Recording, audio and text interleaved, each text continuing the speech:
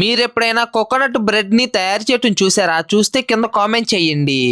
ముందుగా వీళ్ళైతే ఈ పిండిని తీసుకుని వచ్చి ఇందు లోపలైతే పోసేస్తారు. అలా పోసేసిన తర్వాత దాని లోపలైతే కోకోనట్ పౌడర్ను వేసేసి మళ్ళీ వాటర్ను పోసేసి ఆ తర్వాత ఆయిల్ని వేసేసి అలా చేత్తో అయితే కలుపుతూ ఉంటాడు.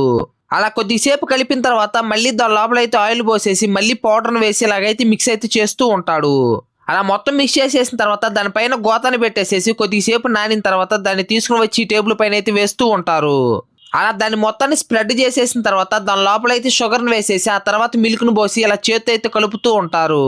అలా వీళ్ళైతే దాన్ని మొత్తాన్ని కలిపేసేసిన తర్వాత వాటి మొత్తాన్ని అయితే ఈ తప్పెల లోపలైతే వేస్తూ ఉంటారు. ఆ తర్వాత ఈ పిండిని తీసుకుని వచ్చి టేబుల్ పైన వేసేసి ఇలా చపాతీ కర్రతో అయితే రుద్దుతూ ఉంటాడు. అలా రుద్దిన తర్వాత ఇతనైతే దానిపైన క్రీమ్ని వేసేసి దాన్ని మొత్తాన్ని రుద్దిన తర్వాత మళ్ళీ ఇలా పౌడర్ను వేసి ఇలాగైతే మడతేస్తూ ఉంటాడు.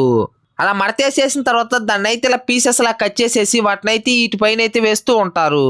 తర్వాత చూసే ముందు అందరూ మన వీడియో చూస్తున్నారు కానీ ఎవరు లైక్ చేయట్లేదు, ప్లీజ్ లైక్ చేయండి. ఫైనల్ గా కోకోనట్ బ్రెడ్ అనేది రెడీ అయిపోతుంది.